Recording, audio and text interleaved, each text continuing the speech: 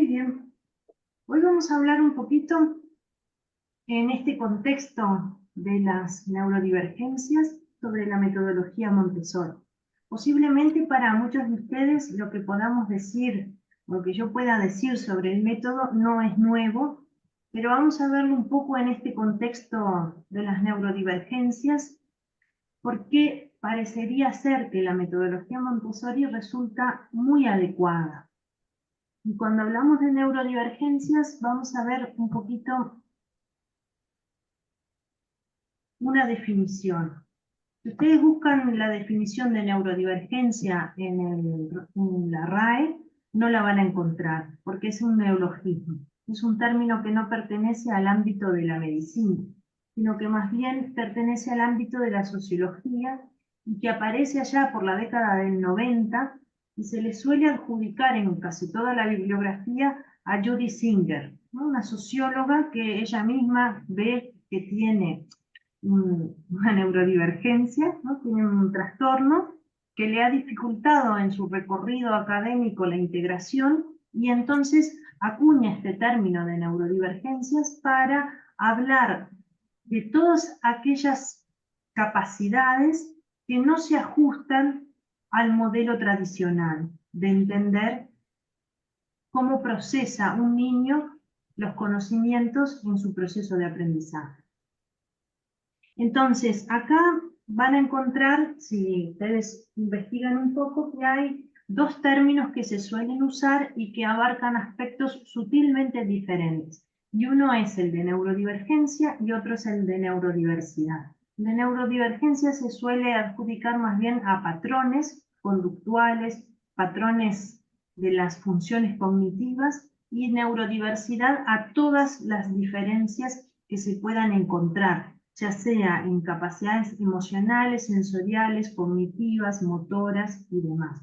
Nosotros particularmente hoy vamos a considerar neurodivergencia en un sentido amplio del término a todas las discapacidades intelectuales que puedan haber y que forman parte de la integración en un aula común de cualquier institución educativa, a todo tipo de trastornos, ¿no? Trastornos que sean del tipo vincular, emocional, psicológico, cognitivo, rasgos de personalidad que no son trastornos, pero sí que llevan una manera de relacionarse y de trabajar con ese individuo totalmente diferente.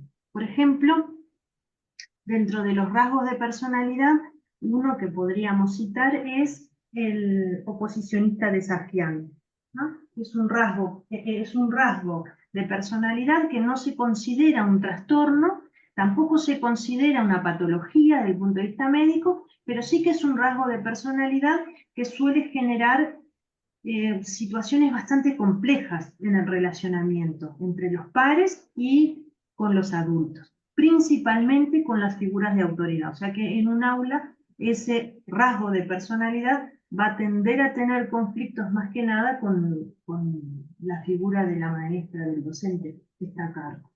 Y tanto este rasgo de personalidad como cualquier trastorno, como las discapacidades, tienen sus estrategias de trabajo concretas, ¿no? O sea que hay una metodología de trabajo concreta, una metodología de uso del lenguaje específico que acompaña mejor la interpretación de los relacionamientos y de la realidad que hace ese cerebro, ¿no?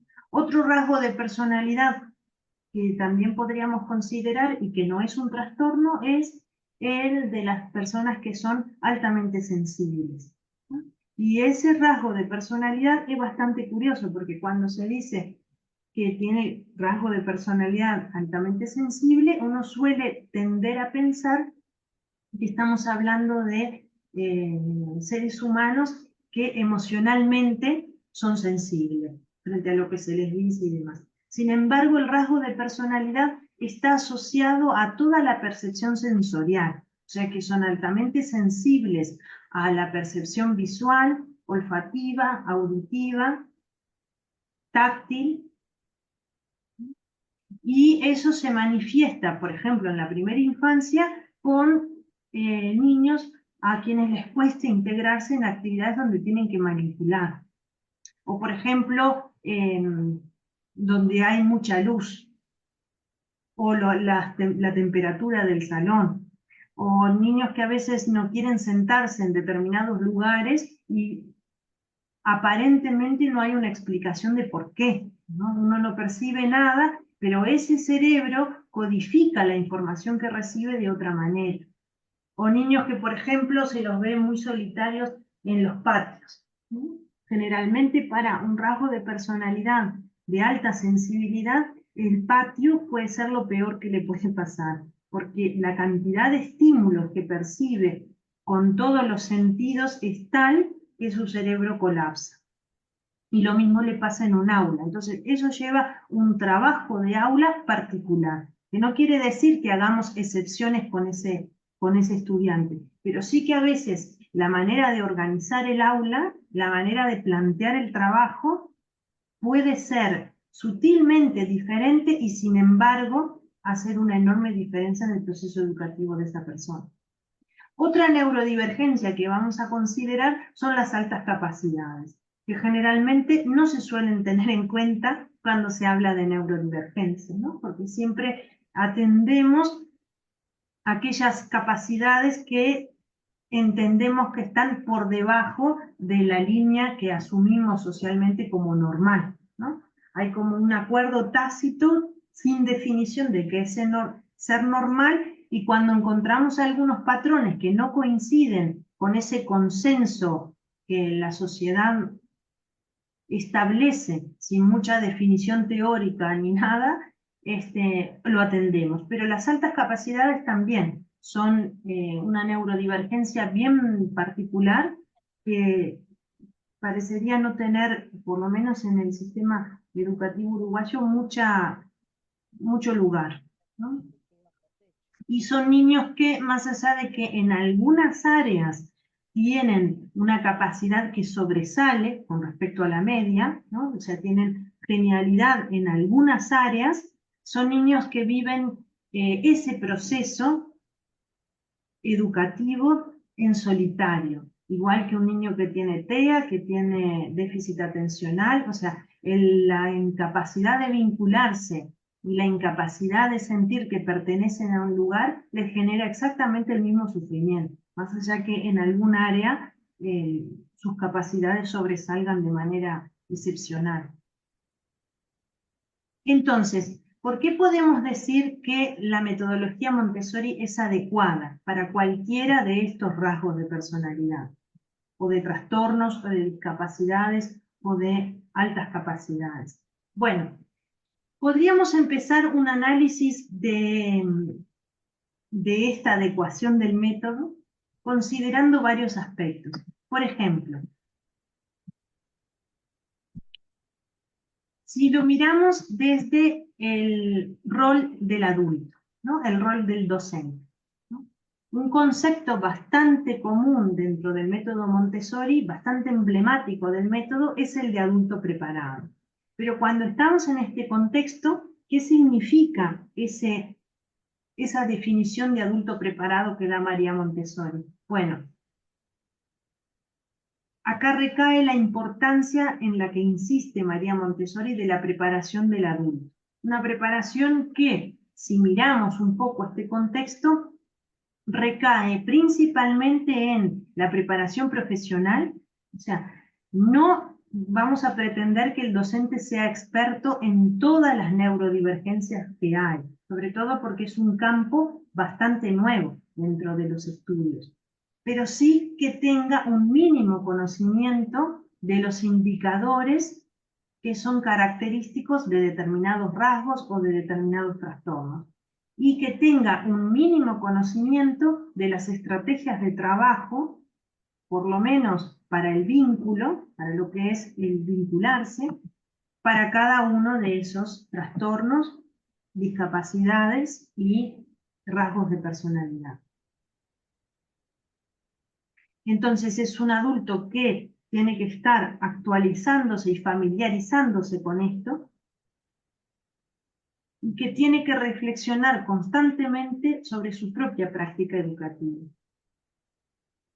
porque claro, no es una práctica educativa que sale desde el neurotipo que tiene el docente y que se instaura en el salón, sino que es una práctica educativa que tiene que integrar las neurodivergencias, las maneras diferentes de percibir y de necesitar el entorno de estos neurotipos que muchas veces morfológicamente tienen diferencias cerebrales. Por ejemplo, en los últimos estudios se ha visto que el trastorno de autismo, en todo su espectro, ¿no?, tiene sutiles diferencias en algunos casos y en otras un poco más, con mucho más énfasis, en una zona del cerebro. O sea, la morfología del cerebelo es levemente diferente a la morfología del cerebelo de un cerebro normal, diríamos, ¿no? Y como esa zona del cerebro es la que se encarga justamente de regular todo lo que es el vínculo y el procesamiento del lenguaje, ahí, claro, al tener esa morfología diferente, la función que cumple esa zona del cerebro se ve afectada. Y es lo que vemos en ese trastorno, ¿no? El vínculo y la capacidad de comunicarse. Entonces, lo que se ha visto es que cuando ese cerebro trabaja mucho a nivel sensorial, que ahora lo vamos a relacionar con la metodología, pero cuando trabaja mucho las áreas sensoriales, no es que esa morfología va a convertirse en la morfología que tiene un neurotipo, pero sí que ese trabajo activa mucho esa función que está afectada por la propia morfología del cerebro. Y así lo mismo, el cerebro de niños con síndrome Down y con, bueno, vamos a poner el ejemplo del autismo también, ¿no? En el material, por ejemplo, de lectura, es diferente la capacidad que tienen de relacionarse con el proceso de lectoescritura si nosotros trabajamos letras cursivas o letra imprenta. Y esas cosas son mínimas de conocer, pero hacen la diferencia en el proceso. Sobre todo para estos procesos de aprendizaje que el niño tiene una dificultad extra para enfrentarse con el relacionamiento de los conceptos y con la persona que está mediando entre los conceptos y su proceso de aprendizaje.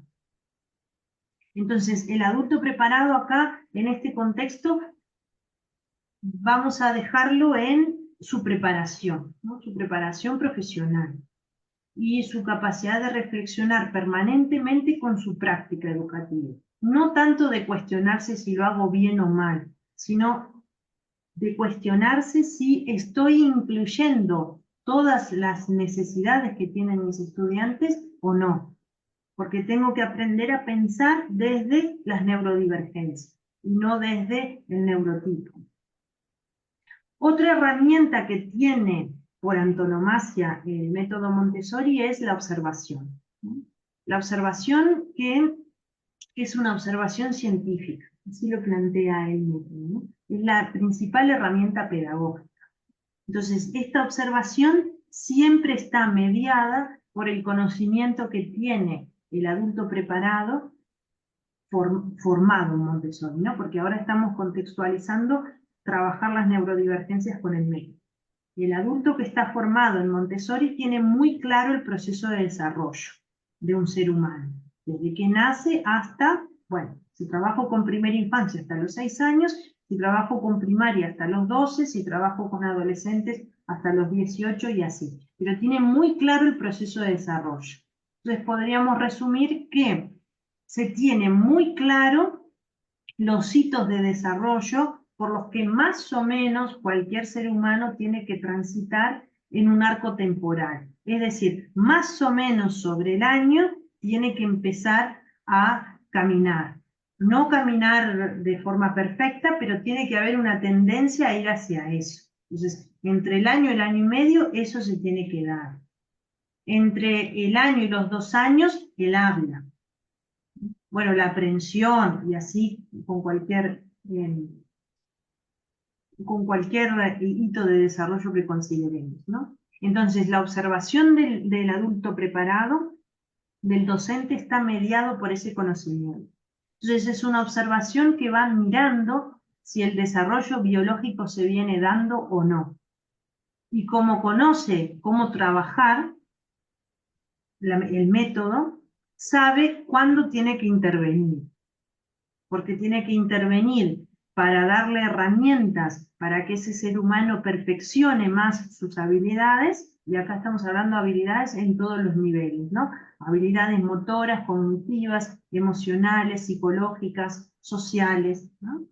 Entonces sabe cómo intervenir para perfeccionar esas habilidades, para desarrollarlas si las ve un poco más disminuidas, o directamente para derivar a otro tipo de profesional, ¿no? Porque ya ve que no alcanza con ese trabajo, sino que acá hay algo más que hay que atender y que se precisa del conocimiento de otro profesional. Y pasa por otro trabajo, ¿no? Entonces, esta observación tiene de aliada, dentro del método, toda la gama de registros de observación, ¿no? Registrar. Y el registro de observación dentro de la metodología es un registro que, valga la redundancia, registra datos cuantitativos y cualitativos de eso que ve. Entonces son datos que rápidamente se recogen y rápidamente se pueden analizar. ¿Y con qué fin? Bueno, con el de planificar, ¿no? O sea, planificar para acompañar esta secuencia de desarrollo, planificar para intervenir, argumentar, ¿no? ¿Por qué se hace lo que se trabaja como se trabaja? O si se tiene que derivar, bueno, también tengo datos cuantitativos y cualitativos de mis observaciones como para decir, bueno, ¿por qué estoy sugiriendo a tal especialista y no a otro? ¿O por qué lo estoy sugiriendo? Entonces, ese papá que recibe la sugerencia de derivación, ¿no? Por ejemplo, neuropediatra, tiene algún indicador para ir al neuropediatra a hacer la consulta. No es, me mandó la maestra y empezamos de cero. Cada vez que me enfrento a un especialista estoy en cero, ¿no? Lo mismo que derivo a fonoaudiólogo, bien, que no estamos ahora en estos ejemplos con neurodivergencias, ¿no? Pero derivo a fonoaudiólogo, o sí, porque tal vez si hay un trastorno del habla, muchas veces está relacionado también con funciones cognitivas que están descendidas, pero a veces también tiene que ver con funcionamientos del cerebro, ¿no? De las zonas que se encargan más del habla. Entonces, si yo derivo a fonoaudiólogo, ya derivo con indicadores. Estos sonidos no los tiene. El armado de secuencias lógicas con el lenguaje no se está dando. La capacidad del pensamiento de ir, por ejemplo, a narrar hechos pretéritos o futuros no se da muy bien. Entonces ahí hay un trabajo sobre el que sigue el otro profesional investigando. Y después otra ventaja que tiene el método, desde el punto de vista docente, es tener una metodología concreta de trabajo. Que eso hace, en estos casos, la diferencia. ¿Por qué? Porque yo tengo lo que decíamos antes, una visión global del desarrollo esperado, ¿no? Y si estoy en las neurodivergencias, yo sé en qué zonas de ese desarrollo está la afectación, y entonces puedo secuenciar el trabajo. Tengo una metodología que ya me da de por sí un orden, una secuencia que acompaña el desarrollo y cada etapa de ese desarrollo.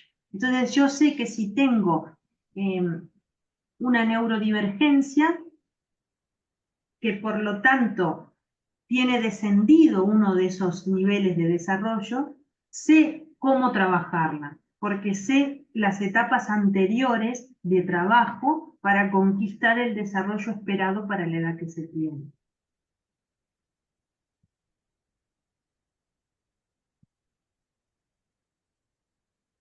Desde el punto de vista de la metodología, las ventajas que tiene el método Montessori es que es un método que surge justamente con este tipo de población, ¿no? No es un método de enseñanza que nace en las escuelas y que, bueno, y después se lleva a niños con dificultades, sino que al revés. Es un método que nace en el trabajo que se hacía clínico con niños internados por discapacidades. ¿Cuál es? Bueno, es muy difícil saberlo, porque en la época no estaba desarrollada ni la pediatría, ni la neuropediatría, ni la psiquiatría infantil. Digamos que estamos en la etapa histórica en la cual esas ramas de la medicina se estaban desarrollando.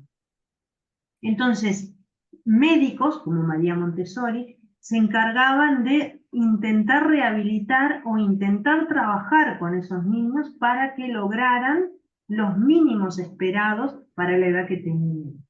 Entonces, es un método que nace allí, nace para trabajar con estas poblaciones.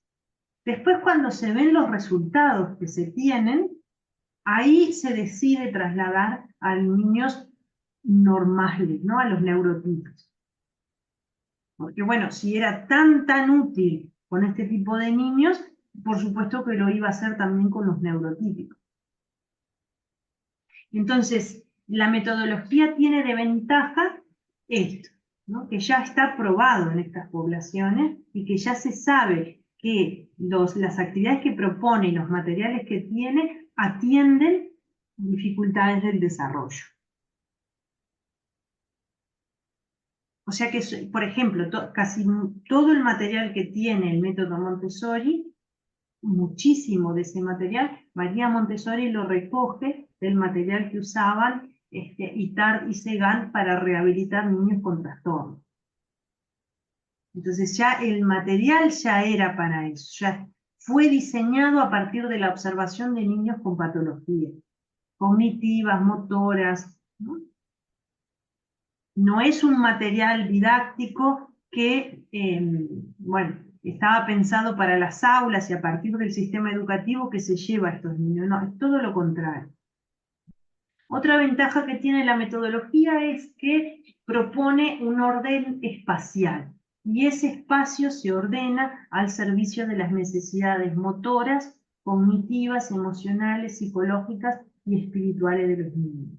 O sea que el espacio se vuelve un lugar de recibimiento de las necesidades de esos niveles de desarrollo. Bueno, el hecho de que secuencie las actividades, ¿no? O sea, cada actividad, cada material del método aísla una única dificultad en un único nivel. Sobre esa dificultad se desarrolla todo un abanico de progresión de esa habilidad que se propone trabajar. O sea, cuando yo trabajo una dificultad, estoy entrenando una habilidad. Y después hay toda una secuencia para seguir perfeccionando esa habilidad. Piensen, por ejemplo, el caminar, que no precisa material. El propio cuerpo es el material concreto. Yo puedo pararme y ser más o menos estable y dar 1 o 2 pasos. Pero podríamos decir, bueno, ahora camino. Pero la habilidad de caminar se va perfeccionando con el tiempo. Cada vez camino más estable, puedo caminar de forma más precisa, puedo caminar trasladando algo, puedo caminar con los ojos cerrados, puedo caminar con los pies uno delante del otro bien pegados, ¿no? Puedo caminar por una línea, eso se va perfeccionando la habilidad. Y así el método Montessori perfecciona todas las habilidades sensoriales, la percepción visual, olfativa, auditiva, del tacto, las habilidades motoras, y por supuesto que el trabajo del aula, y tal como se organiza y los materiales que tiene, perfecciona también las habilidades emocionales y psicológicas. Y en el caso de la metodología Montessori, puntualmente también las espirituales, ¿no? Todo el trabajo que hace con el niño y con su universo interior perfecciona estas habilidades de tener un vínculo más sano con uno mismo. Y cuando uno tiene un vínculo más sano con uno mismo, inevitablemente tiene un vínculo más sano con el todo, ¿no? Después, algo positivo también que tiene la metodología considerando las neurodivergencias es el poder trabajar un horizonte de expectativas individual. Y este término de horizontes de expectativas no pertenece al método Montessori. Este horizontes de expectativas es un término acuñado por House para los estudios literarios, ¿no? Y él hace unos análisis bastante interesantes dentro de la teoría de la percepción, ¿no? Perdón, de la teoría de la recepción, como espectadores y como lectores. Pero es un término que es muy interesante trasladarlo a la educación, ¿no? Porque cuando uno ejerce, inevitablemente tiene determinadas expectativas, ¿verdad?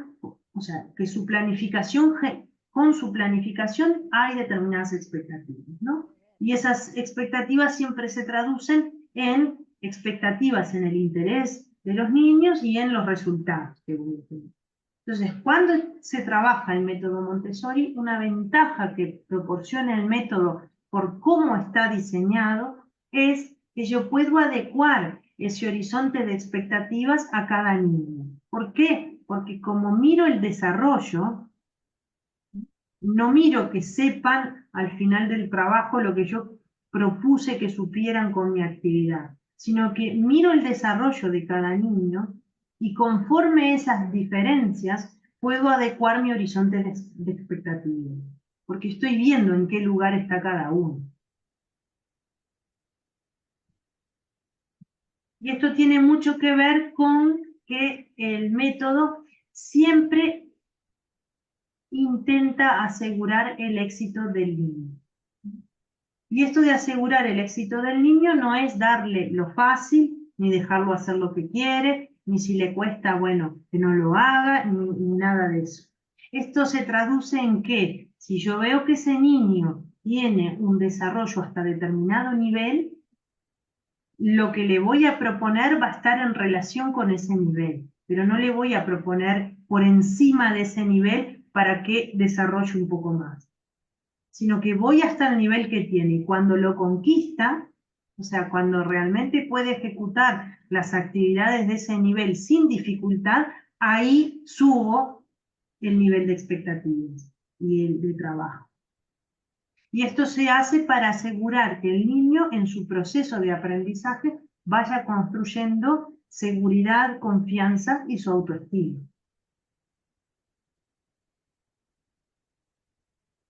Bueno, algo ya dijimos sobre esto del material de desarrollo. Lo que vamos a agregar es que el material de desarrollo, que así es como sería más adecuado definir el material dentro de la metodología Montessori, ¿no? Porque es material que acompaña el desarrollo de las habilidades y que se va complejizando.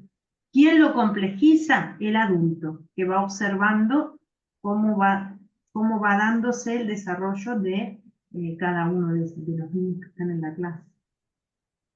Y este material de desarrollo desafía cada material desafía los diferentes niveles de inteligencia.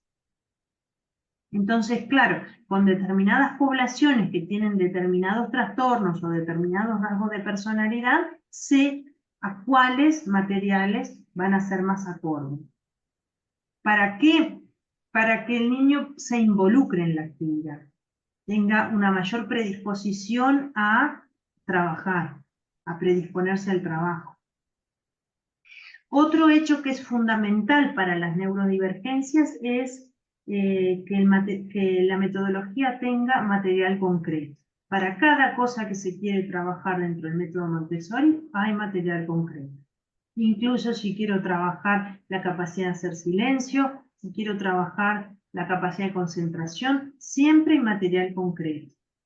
O sea que nada recae de lo que se quiere enseñar dentro de un ambiente en la voz del adulto, la explicación del adulto, el pedido del adulto,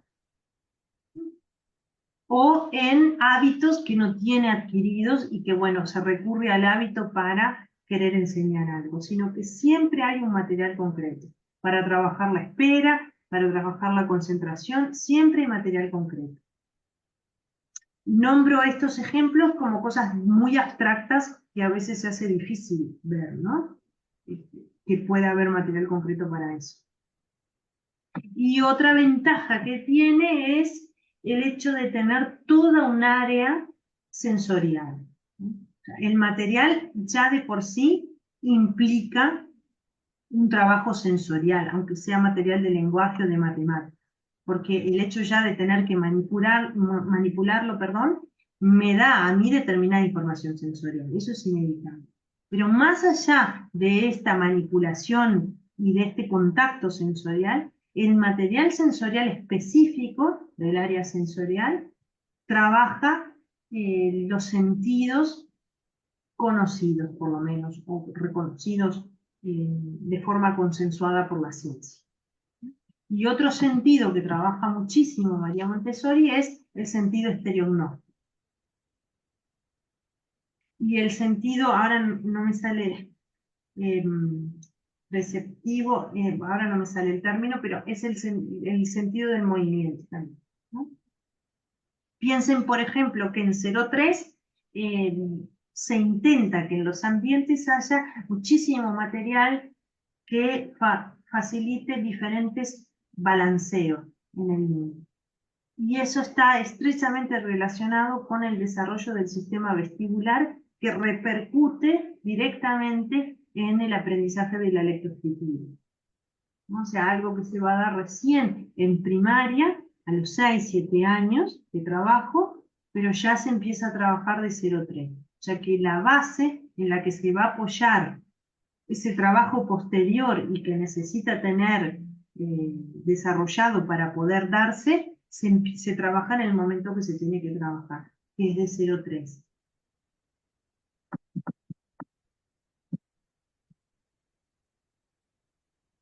Entonces, hemos considerado el rol del adulto, hemos considerado la metodología, vamos a considerar un poco la mente del niño, ¿no? ¿En qué medida la mente de las neurodivergencias encuentra en la metodología Montessori un método de trabajo más amigable, podríamos decir, que otros métodos? Bueno, alguna de las cosas importantes a tener en cuenta es que el método siempre atiende las necesidades para planificar. Incluso cuando planifica el programa curricular de cualquier sociedad, porque en realidad el método piensa en que se trabaja en cualquier parte del mundo, y en cualquier parte del mundo a través de ese método se lleva adelante el programa que establece ese país para las diferentes edades educativas, ¿no? Entonces, más allá de planificar el programa y de hacer que se cumpla, de lo que esa sociedad espera que en la primera infancia se dé, el método lo tiene, lo planifica de manera tal que pueda igualmente atender las necesidades del niño, de ese ser humano que se está desarrollando. Necesidades biológicas de desarrollo y necesidades también emocionales y de intereses, ¿no? Intereses que son propios de esas edades. Otra particularidad que tiene es que al trabajar con material concreto, trabaja con la mente concreta, que de 0-6 es la mente, que dentro del método se estudia, con la cual actúa el ser humano, pero que en las neurodivergencias la mente concreta está más potenciada que la mente abstracta del neurotipo. Necesita algo concreto que lo ancle en la realidad en la que está, que lo ubique allí. Bueno, otra ventaja que tiene es que logra trabajar determinadas cuestiones de la mente que son difíciles de trabajar en general para un neurotipo y para las neurodivergencias más todavía, como por ejemplo el focalizar la atención, poder mantener la atención focalizada en una actividad. Entonces el hecho de que tenga material manipulativo para eso y que ese material tenga una secuencia de uso, ¿no?, que se establece antes de que lo pueda usar, a través del adulto que se lo muestra, logra focalizar la atención, mantener la concentración así. Lo mismo que si tiene algún problema de motor, también, ¿no? El hecho de tener que hacer una secuencia, un movimiento determinado con ese material y no otro, ayuda a anclar la voluntad que dirige el movimiento de esas manos o de ese cuerpo al hacer esa actividad.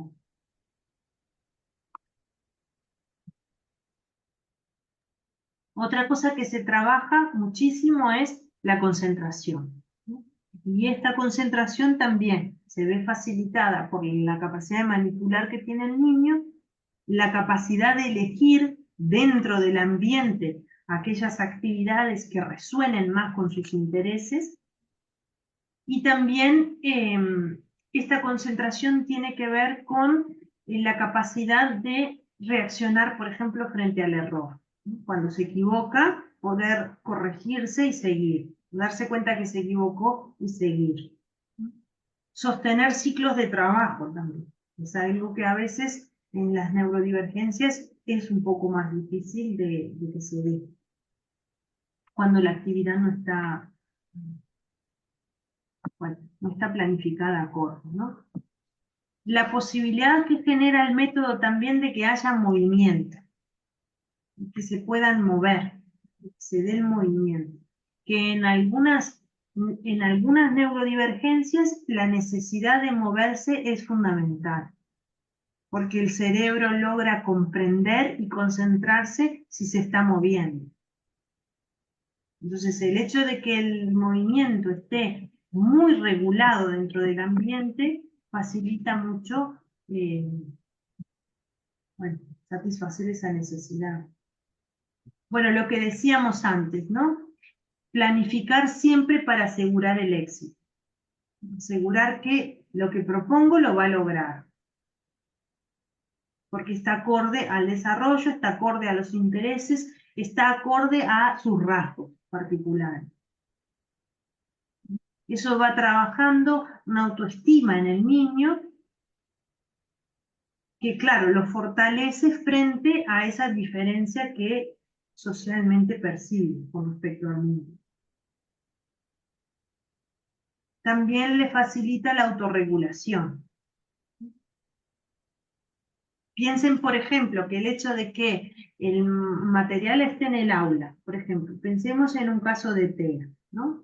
El material está en el aula ahí dispuesto. El material se trabaja, en general, el método empieza proponiendo que se trabaje solo, ¿no?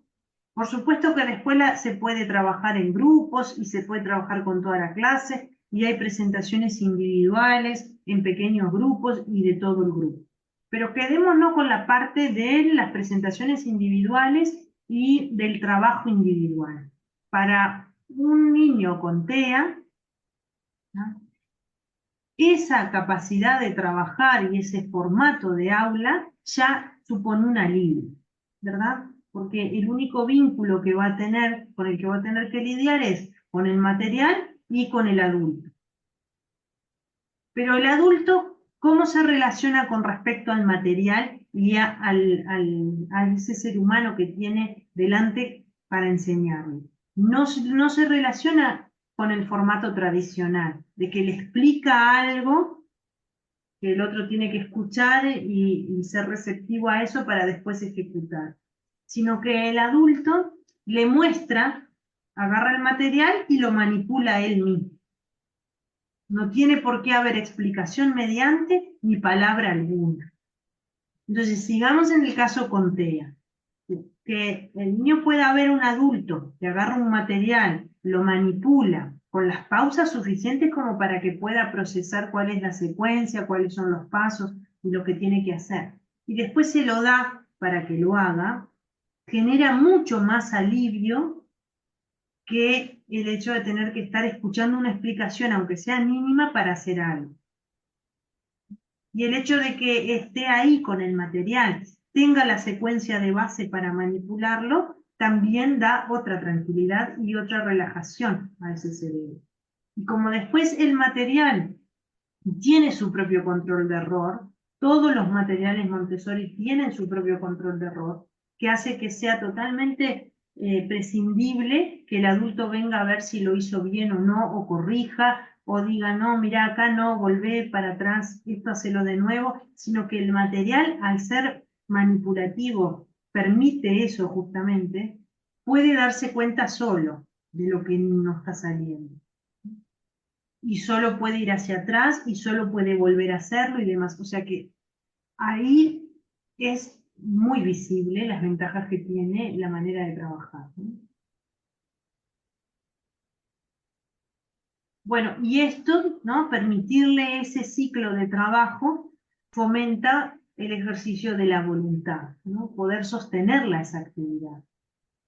Y también el hecho de que pueda elegir libremente cuál actividad prefiere, también tiene que ver con poner en ejercicio la voluntad. La posibilidad de repetir, vieron que hay determinados trastornos en los que tiene que repetir y repetir y repetir o que salga perfecto. Entonces, claro, el material, al poder hacerse de una única forma, porque si no queda visible que está mal y hay que volver a hacerlo, también alivia esos trastornos más obsesivos.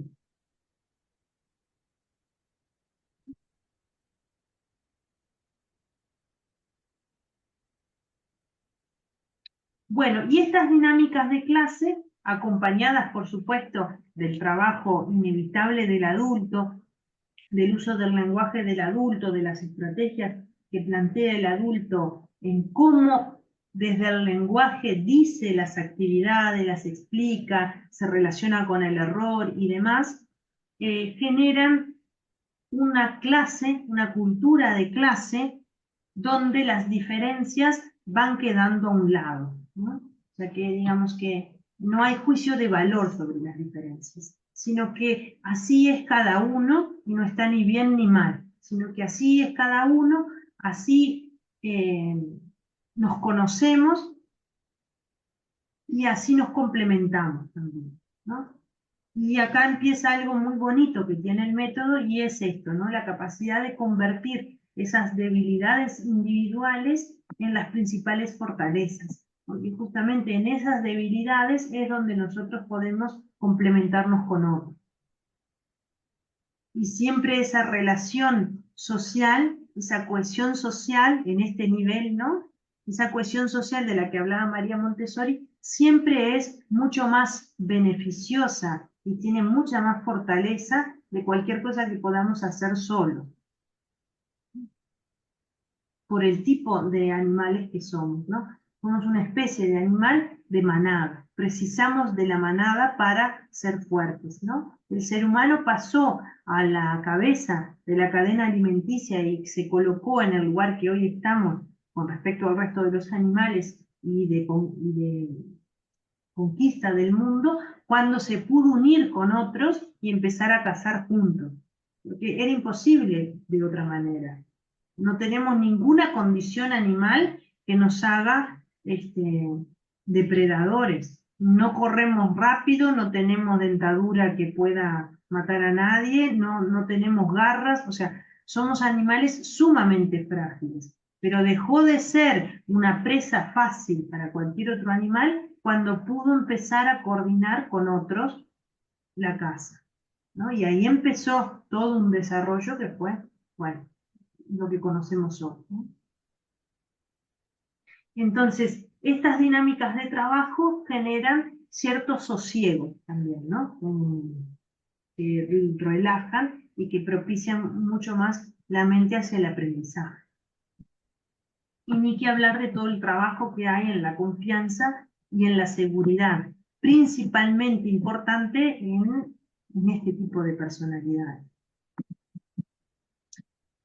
Ahora, otra ventaja que tiene el método también es que cuando pensamos, por ejemplo, en niveles de desarrollo descendidos, la constante, el constante énfasis, perdón, que hacen en lograr la autonomía de ese ser humano y la cooperación del entorno con él y de él con el entorno, claro, genera seres humanos que más allá de que tengan un desarrollo descendido y que tal vez nunca puedan lograr el nivel de desarrollo esperado para la edad que tengan, pueden igualmente ser autónomos en el horizonte de expectativas de ese desarrollo. Pero pueden ser totalmente autónomos, independientes y cooperadores en ese nivel. ¿No? Acá el horizonte de expectativas es fundamental. Y, por ejemplo, en el caso de las altas capacidades, que siempre suele ser generalmente el niño que molesta o el que, bueno, ya lo hizo, ahora que no moleste al resto que todavía no, ¿no? En vez de entrar en esas etiquetas, que María Montessori también las menciona en La mente absorbente, ¿no? En esas etiquetas de enjuiciar al que puede más, el método, como conoce el desarrollo y puede ir complejizando los materiales, también puede seguir complejizando las actividades que le propone. O sea que esa alta capacidad igualmente encuentra sosiego porque encuentra un nivel que atiende la demanda de esa inteligencia. Entonces, cuando hay un trabajo así, no importa la neurodivergencia que tenga. Tengo habilidades emocionales, psicológicas y espirituales como para adaptarme al entorno. Y a su vez el método me ayuda a tener habilidades motoras y cognitivas dentro del nivel que yo puedo alcanzar para adaptarme dentro de ese nivel.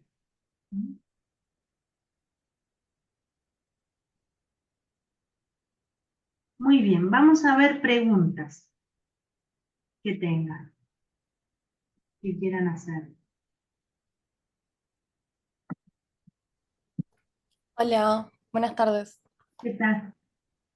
Yo quería pedirte si podías dar algún ejemplo de cuando hablabas de material manipulable en el aula, em, algún ejemplo de material que se te ocurra. Mira, vamos a poner de ejemplo justamente el material sensorial, porque el material sensorial es un material fundamental para trabajar muchísimos trastornos, ¿no? Los trastornos, ciertos trastornos obsesivos compulsivos, ciertos, bueno, los trastornos que son de TEA también, algunos, ¿no? Entonces, por ejemplo, hay un material que se elabora, que se trabaja mucho en 03, pero ahora vamos a quitarle la etapa, 03, 36, vamos a quitarle la etapa porque lo estamos usando para atender determinadas neurodivergencias. Hay un material que se prepara y se hacen almohadillas, ¿no? Como si fueran almohadoncitos bien chiquititos, que están Ujú. rellenos de diferentes cosas. Por ejemplo, hay un par que está relleno de arena, un par puede estar relleno de granos, ¿no? Otro par puede estar relleno de bolitas de papel, otro par puede estar relleno de piedritas y así, ¿no? Uno todo, cualquier relleno que se le ocurra, arma pares. Y entonces ahí el trabajo que se hace es, en un primer nivel se utilizan 3 parejas, ¿ah? Y se sacan desordenadamente de un canasto donde están todas, se sacan sobre la mesa y se tocan. Entonces ahí hay como mucho tiempo de estar, mucho tiempo para estas neurodivergencias, ¿no? Y hay Sí, que sí. ver cuál se adecua más a este tipo de trabajo.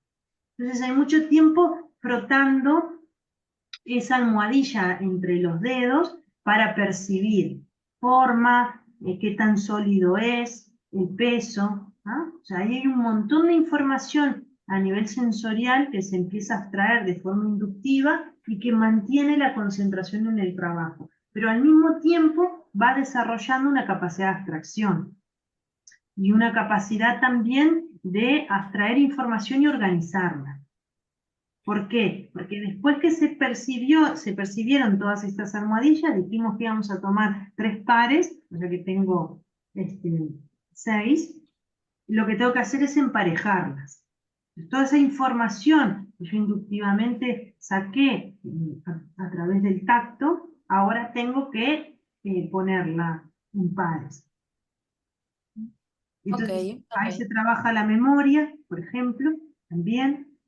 Y ahí después se empieza a complejizar. Y yo agrego, ¿no? A medida que puede, voy agregando otras parejas y después el que sigue complejizando esto se pide que se haga ahora con los ojos cerrados. Entonces, además de involucrar toda esta percepción del tacto, también tengo que involucrar una percepción del espacio. Tengo que más o menos tener una noción intuitiva de dónde dejé las almohadillas con respecto a mí para volver a agarrarlas. Y eso está en las tablillas de lija también, se hace también con los frascos de olor, con los cilindros sonoros, ¿no? Este mismo trabajo también se hace con los otros sentidos. Bien. Y la última consulta que te hago es si este método solo se aplica en niños y primera infancia o también tiene algún hilo conductor hacia la adolescencia.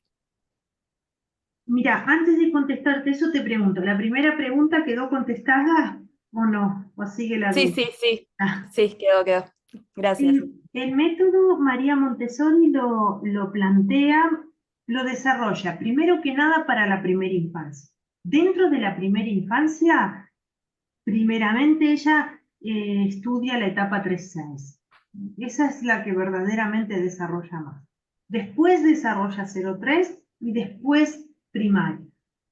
Entonces Ok, el método se sigue en primaria y primaria tiene otra manera de trabajar bastante diferente, porque María Montessori acá ya incluye el segundo plano de desarrollo, de 6-12, en el que para un neurotipo ella asume que ya no piensa esa mente en concreto, entre otras cosas porque sobre los 4 años termina, 4 años, 4 años y medio de vida, termina el desarrollo de toda la corteza prefrontal, entonces ya tenemos el tercer cerebro humano que funciona perfectamente y ya tiene toda su estructura desarrollada y da lugar al pensamiento abstracto, a la capacidad de pensar en abstracto.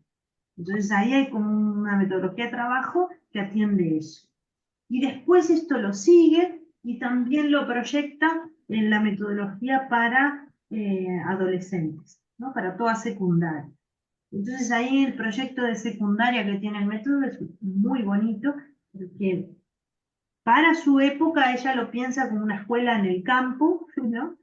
Pero en sí, verdad su idea es trasladable a la ciudad porque digo, si se entiende bien el esqueleto del método, es totalmente trasladable. Pero ella lo que hace es relacionar todas las áreas de conocimiento que se tienen que trabajar en secundaria con un lugar donde los adolescentes tengan que autogestionar determinados trabajos. Entonces, por ejemplo, no sé, si lo pensáramos hoy en día en la ciudad, podríamos pensar un proyecto institucional en el cual los adolescentes tengan que pensar algunos eh, con herramientas informáticas cómo generar toda una campaña de soporte de esa información. Otros tengan que ver, no sé, con cálculo o con contabilidad, relaciones contables y cuantificar medidores e indicadores para medir ese proyecto. Otros tengan que pensar desde el punto de vista del lenguaje el soporte narrativo que va a tener eso. Y ahí uno ve diferentes registros de cómo sale la comunicación, ¿no? De cómo soporte. Es decir, que ella lo ve como un espacio donde se ensaye los conocimientos que se tienen que aprender en roles, no tanto como estudiantes, sino en roles que vayan ensayando un trabajo, ¿no? Lo que es trabajar en equipo y trabajar para el bien común. Porque acá esta etapa ella entiende que el ser humano ya necesita incidir en la sociedad. Entonces, claro, claro. lo elabora de esta manera el método, como un conocimiento al servicio de lo social y que puede incidir en lo social. Siempre usando métodos didácticos, ¿no? Sí, siempre, sí. O sea, las áreas de conocimiento siempre están presentes. El punto es, la clave que tiene el método es cómo relaciona las áreas de conocimiento con la realidad cotidiana del ser humano, que tiene que ir aprendiendo esas cosas. Bien, excelente, me queda contestado entonces, gracias. ¿No, a ti? ¿Alguien más tiene alguna pregunta, algún comentario? Hach, Yo tengo una pregunta, ¿cómo estás? sobre todo por cómo estás. Bien. Me encanta, siempre me encantan tus clases y este en especial porque tengo un caso que que estoy buscando tratar de darle la vuelta, que he planificado que estoy, pero que no logro como ayudarlo. Siento que todavía no puedo con un niño oposicionista desafiante, Ah, pero sí, al nivel 1000%. sí, Entonces, es que por más que le busques, por más que lo apoyes, por más que lo acompañes, según su, como tú dices, su nivel de desarrollo, siempre termina en sí, explosión, impulsividad, y entonces acaba con todo y moviliza toda la sí, sala. A sí, todos es perturba. así, es así. Mira, hay un montón de estrategias didácticas que tienen que ver directamente con ese rasgo de personalidad, ¿no? Eh, una, bueno, a mí me gusta mucho estudiarlas desde el punto de vista del lenguaje. Entonces voy a dar herramientas desde ese lugar. Pero, por ejemplo, una cosa fundamental con ese rasgo de personalidad es no argumentar mucho lo que se pide, lo que se le pide a él puntualmente, o los límites que se le ponen. No argumentarlos mucho, sino que el límite esté puesto en un contexto que, bueno, el propio contexto tenga el sentido, más que la explicación que yo dé, independientemente si tiene la edad para inferirlo o no y demás, pero que todos tenemos una intuición lógica de las cosas, ¿no? Porque la mente lógica es una mente que se desarrolla ya desde muy temprano. Entonces hay una intuición hacia eso, aunque no tenga tal vez edad para reflexionar y abstraer sobre eso, pero que está, ¿no? Entonces, no argumentar mucho el por qué, ¿no? Mm, Como un poco, ¿no? Esto no, ahora no, y punto. Otra estrategia es generar, siempre mantenerlo ocupado, no tanto en ocupa, actividades que él haga, sino en actividades que colabore contigo, que colaboren. ¿no? Es decir, que no, digamos, no que están los dos al mismo nivel de autoridad, porque Sí, sí, sí, ese es sí. el problema del rasgo, ¿no? Que en realidad quiere estar al nivel de autoridad, pelea el lugar de autoridad con el adulto. Y entonces el único problema que él tiene es con las personas que, este rasgo, ¿no? Estoy hablando del rasgo, no del mismo en particular. Sí, El sí, sí, problema sí, que tiene claro. el rasgo es quién él percibe como autoridad. Porque entonces ese es el lugar que él quiere correr para ubicarse. Si él no te percibe como autoridad, no va a haber conflicto, pero si él percibe que ahí hay una autoridad, sí. Entonces, Mm, delegar en él determinadas tareas. Por ejemplo, que reparta algún material, que cierre la puerta, que borre el pizarrón, no sé. Cosas tradicionales se me ocurren porque no conozco las características, cómo está organizada la clase. Pero que siempre en claro. él recaiga el organizar en conjunto, como si fuera un asistente, Sí. ¿no? O por ejemplo, si se va a leer un cuento, no lo decide él, pero sí lo va a buscar, o lo sostiene para que todos lo vean, ¿no? Y Mm, también jerarquizar esos roles, ¿no? No tanto en la toma de decisión, sino en ejecutar decisiones que tomaron otros, ok, ¿no? Que se haga el corrimiento de autoridad en eso, en la mm, ejecución, pero no en la toma de decisión. Y ahí eso va a llevar mucha confrontación al principio, pero si eso se sostiene en el tiempo, va generando resultados, porque sí, él entiende que tiene un rol y entiende que tiene, lo percibe como autoridad eso y se predispone a eso. Y al predisponerse, claro, ejercita habilidades de cooperación, que cuando claro. no está ejerciendo eso no las puede ejercitar. Sí, sí, no, y es que es muy, muy fuerte, es muy alto su nivel de Claro, sí, exigencia y de enojo y agota, agota, sí, y sí, agota a sí, todos. sí, sí. Pero bueno, pero hay que ser como muy claro en lo que le pasa, ¿no? Sí, por Claro. ejemplo, entran muy rápido en desbordes, ¿no? Entonces, cuando Mm, entran en desborde, decirle, mira, estás en un desborde, así no. Hablamos después, cuando se te pase, hablamos, así no.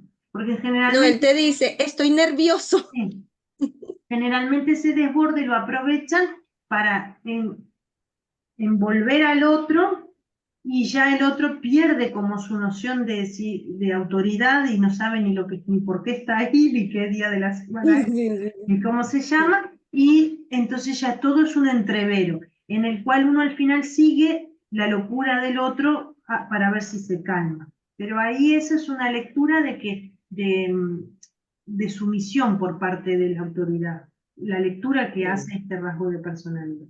Entonces, mira, ¿estás nervioso? Tenés este lugar para calmar. Cuando te calmes, me llamas. Pero punto, Eso. sin mucha, así.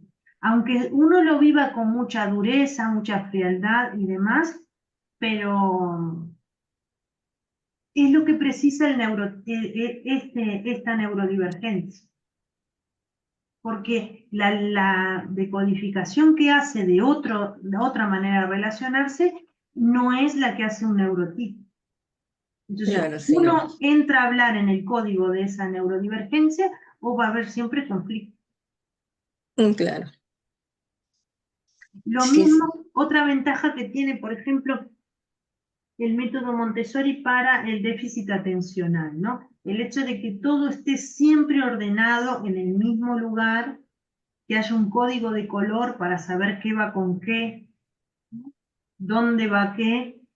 Eso, por ejemplo, a un déficit atencional lo autorregula muchísimo, Mucho. pero muchísimo. Porque lo que más precisa alguien con déficit atencional es orden, un orden al Claro. extremo. Entonces, el hecho de que haya un orden, como tiene el método, un calendario donde en el día voy viendo en qué momento de trabajo estoy, qué viene después, qué ya pasó, cuánto falta para que me vengan a buscar, cuánto para el recreo, todo eso ordena muchísimo. O sea, No, y si le cambias, colapsa. O sea, si sí, cambias algo de la estructura, sí, colapsa. sí. Y si no está, también. Sí. Bueno, gracias. ¿No? A ti. Bueno, una última pregunta, si la hubiera. ¿Alguien tiene o algún comentario?